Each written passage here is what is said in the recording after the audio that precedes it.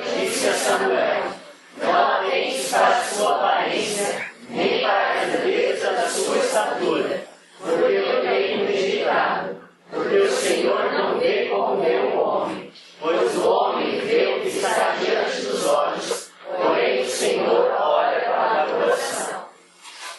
A gente vai falar hoje sobre confiança em Deus. E esse texto é muito interessante, porque ele está falando para Samuel como Deus vai escolher aquele homem segundo o seu coração. Segundo o coração de Deus. Que Deus vai olhar para ele e vai dizer: esse é um homem que me serve. E esse todos nós sabemos que esse é o Davi.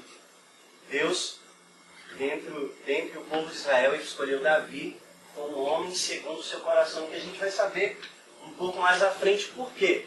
Por que Davi era um homem segundo o coração de Deus? Mas eu queria voltar hoje um pouco atrás, no começo de toda a história. Quando o povo de Israel, ele olha para as outras nações, olha para os outros povos e diz: nós queremos ser igual aos outros povos. Nós queremos um rei. O povo de Israel, controlado, guiado, dirigido por muitos anos apenas pelos profetas e por Deus, agora olha para as outras nações e quer ser como elas.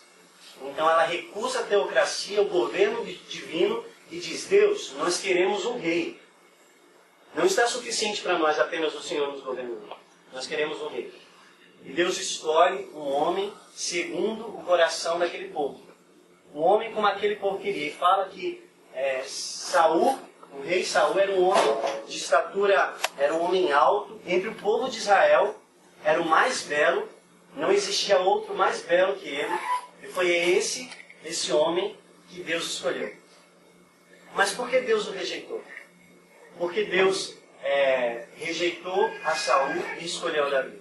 Eu queria conhecer com vocês a história desse homem e olhar alguns aspectos da vida dele que nos leva a pensar: será que eu tenho sido um homem segundo o coração dos homens, ao invés de um homem segundo o coração de Deus? E a gente vai ver lá 1 Samuel, capítulo 13, a partir do versículo 5. 1 Samuel 13, a partir do versículo 5. E aí começa a contar a história. Os filisteus se reuniram para lutar contra Israel. 3.000 carros, 6.000 controladores de carros e tantos soldados contra a areia da praia. Eles foram para Micmais, que fica a leste de Betearen, e lá acamparam. Quando os soldados de Israel viram que a situação estava difícil e que o exército estava sendo pressionado, eles se esconderam em cavernas e buracos nas rochas, em cisternas e poços. Alguns hebreus até atravessaram o Jordão. Eles atravessaram o Jordão para chegar à terra de Gade e Gileade. Saul ficou em Gilgal, e o exército que estava com ele tremia de medo. Versículo 8. Então Saul esperou os 7 dias, o tempo determinado por Samuel, mas este, Samuel, não chegou a Gilgal. E os soldados que estavam com Saul começaram a se dispersar. Então Saul ordenou: tragam-me os holocaustos e as ofertas de comunhão. E Saul ofereceu o holocausto. E tendo terminado de oferecê-lo, Samuel chegou. E Saul foi cumprimentá-lo. E Samuel olhou para Saul e perguntou: o que você fez? E Saul respondeu: quando eu vi que os soldados estavam se dispersando e que você não havia chegado, e que os filisteus estavam reunidos em Micmais, pensei: agora vão me atacar em Gilgal e eu ainda não busquei a Deus. Então eu me senti obrigado a oferecer os holocaustos. E Saul disse para ele: você foi um tolo, não guardando o mandamento que o Senhor teu Deus te deu. Se você tivesse obedecido, Deus estabeleceria o seu reinado sobre Israel para sempre. Mas agora, o seu reinado não permanecerá. Porque o Senhor escolheu um homem, segundo o seu coração.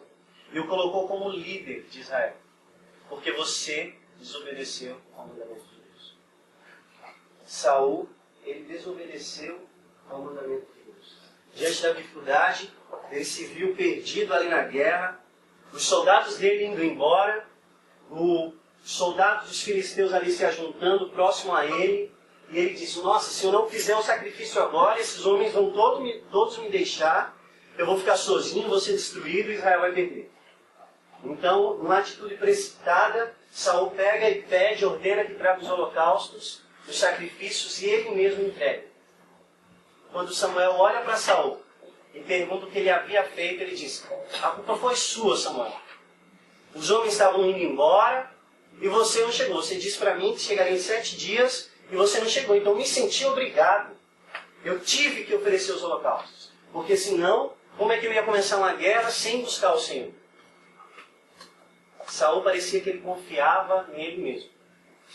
E muitas vezes esse é o nosso coração. Muitas vezes essa é a nossa atitude. A gente pensa: nossa, se eu não fizer por mim, quem é que vai fazer? Se eu não correr atrás do meu trabalho, do meu emprego, quem é que vai correr? Se eu não me ajudar, ninguém vai me ajudar.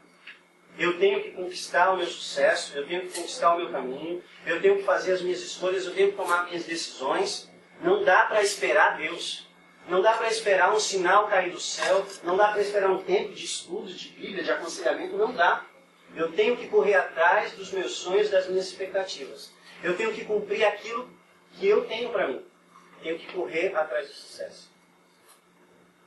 Outro personagem bíblico que me vem à mente quando eu começo a pensar nessa busca pelo sucesso que nós temos é Jacó.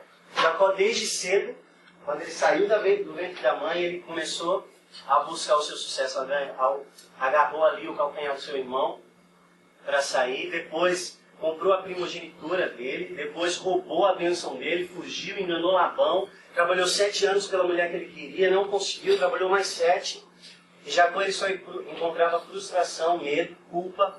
Quando ele se vê na necessidade de voltar para a terra dele, ele fica amedrontado e começa até a mandar presentes para o irmão dele, porque Jacó ele buscava o seu próprio sucesso. Ele é esse tipo de pessoa. Não, eu tenho que fazer por mim.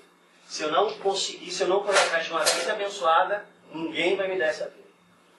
E aí acontece aquele episódio ali, quando Jacó se encontra com um anjo, e ele guerreia com aquele anjo. Um anjo ali representando Deus. E ele guerreia com aquele anjo, e o anjo, com apenas um toque, eles passaram a noite toda com apenas um toque, tocou na coxa de Jacó, e a coxa foi completamente paralisada.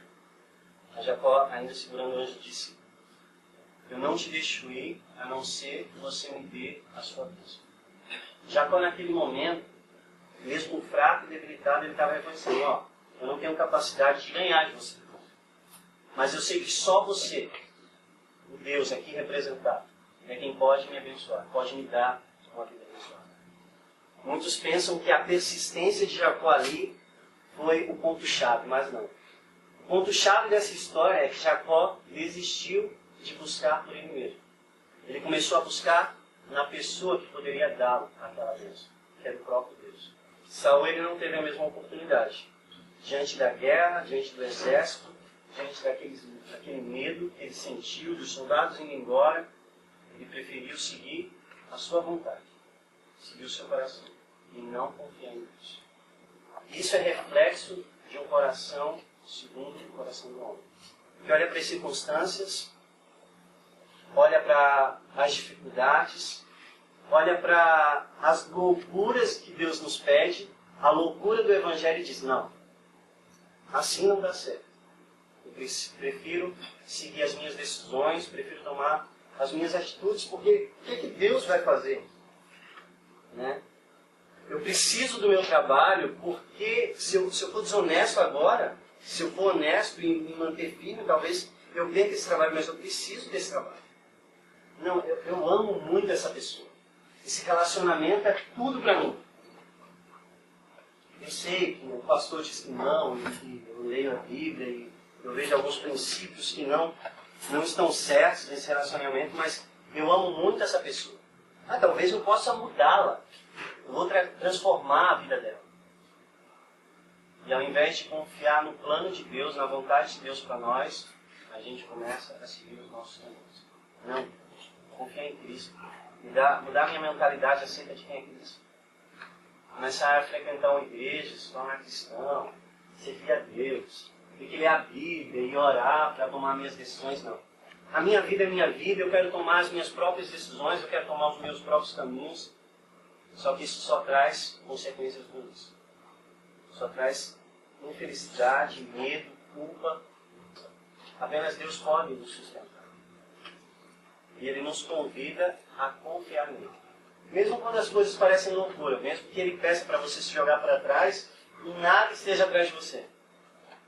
Mesmo que Ele peça para você fazer determinada coisa no trabalho, mesmo que Ele peça para você fazer determinada coisa diante do seu relacionamento, dentro da igreja, ou até mesmo dentro de um chamado ministerial, ou dentro da universidade, dentro da vizinhança, com a vizinha, com o pai, uma atitude correta, um pedido de perdão, que é difícil. Mas a gente precisa confiar. E quando a gente coloca as nossas vidas diante do altar de Deus, e reconhece, não, só tu pode me dar uma bênção, uma vida bem-sucedida, uma vida abençoada, Ele vai fazer isso por nós. Queria que vocês ficassem de pé.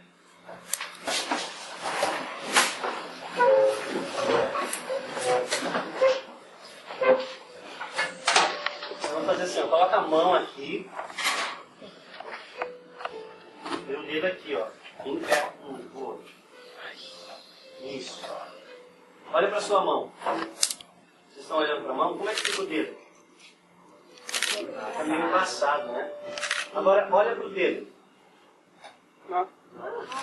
Como é que fica a mão? Você consegue ver a mão lá atrás? Muito mal, né? Tá sonzura. Essa mão aqui... Tá uma coisa ruim. Essa mão aqui é a vontade de Deus para a sua vida. Isso aqui são as dificuldades, são os problemas, são essas loucuras que vão aparecer. Se a gente olha para essas coisas, a vontade de Deus parece ilógica, fica embaçada, não faz sentido. Mas se a gente olha para o nosso Deus, olha para a vontade perfeita dele, a gente vai ver que a gente pode confiar. Porque essas coisas saem do nosso caminho. Elas deixam de impactar a nossa visão. Então, que essa vontade de Deus, ela possa ser o nosso alimento, possa ser o que nos sustenta, que a gente possa colocar a nossa confiança em Deus. Chega de carregar esse peso. Jesus Cristo quer carregar esse peso para você.